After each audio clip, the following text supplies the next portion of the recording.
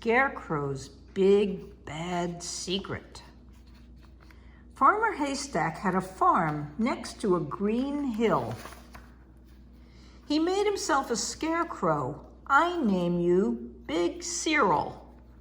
He plonked Big Cyril in a field and stroked him on the head, and, pointing to the arid fields to his scarecrow, said, "If you scare away those pesky birds, all my crops will grow. I could become the richest farmer, don't you know? With all that lovely money, wouldn't life be grand?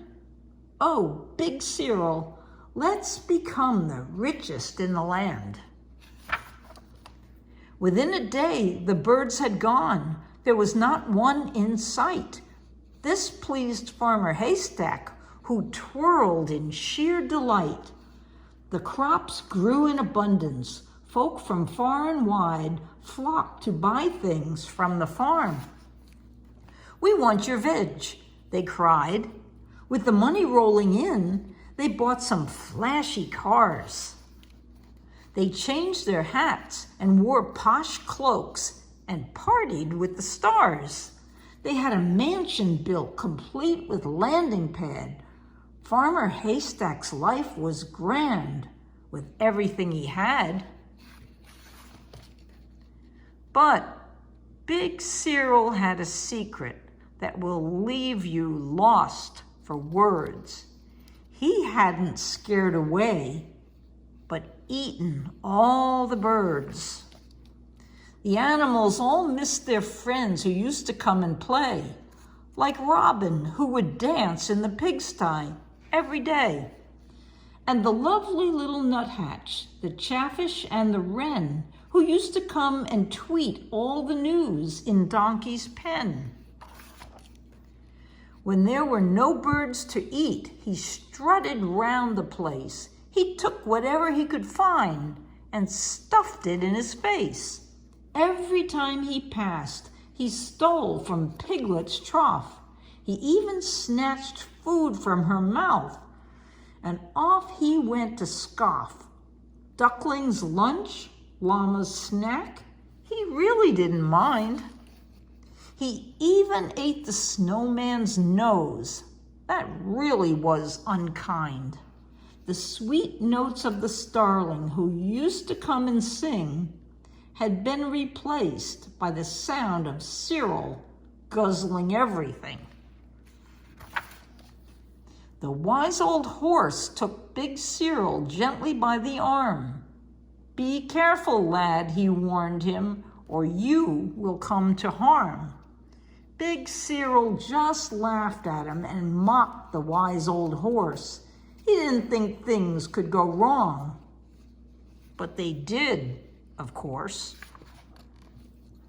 When one day Farmer Haystack called, "Everyone, come here. Thanks to Big Cyril, we've had a super year. To celebrate all this, tonight I have a treat. Dance and dinner in the barn, as much as you can eat."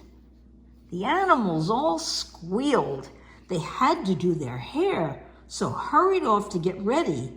Excitement filled the air. The barn dance went off with a bang. They had never had such fun. The pigs started a conga that was joined by everyone. The donkeys did a line dance with their friends, the cows. This was met with gasps of oohs and wow. Then they formed a circle for some traditional Gaelic dancing. Farmer Haystack center stage, leaping, whirling, prancing. "Have a rest, it's dinner time," Farmer Haystack cried. At that very moment, Big Cyril burst inside. He trampled on the geese as he charged to the buffet. "As much as I can eat? Get out of my way." He snatched food from Alpaca's hoof, who was waiting in the line. "Go and sit back down," he snapped. "Everything is mine." He went round grabbing plates of food and slurped them in a flash. No sooner was one finished To the next one he would dash. Platters of fruit, treacle tarts, trays of apple pies, mashed potato, pots of rice, and bowls of cheesy fries. Just as he had polished off the last of the plum crumble, the barn began to shudder, shake, and then rumble. Baby Donkey shrieked and ran to find her mummy. "Look out," pointed Pig. "That noise is Cyril's tummy." Big Cyril started blowing up just like a balloon. The rumbling got louder. Now a mighty boom. Big Cyril grumbled. Big Cyril groaned. "This isn't very nice," Big Cyril moaned. Still he kept on growing, grizzling as he went, until he squished against the walls, causing them to dent. "My tummy feels all funny. When is this going to stop?" Then, all of a sudden, Big Cyril went pop. Farmer Haystack looked around. He was lost for words. The animals all squealed. Out flew their friends, the birds. "Big Cyril," Farmer Haystack wept, "what on earth have you done?"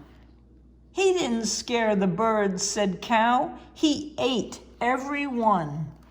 Big Cyril started blubbering. "I know that I've been strange, but if you help me out of here, I promise I will change." The animals agreed, and with each claw and hoof, got Big Cyril out of the barn by lifting up the roof. From that day on, Big Cyril changed. It became the friendliest of farms. Birds from all around welcomed with open arms.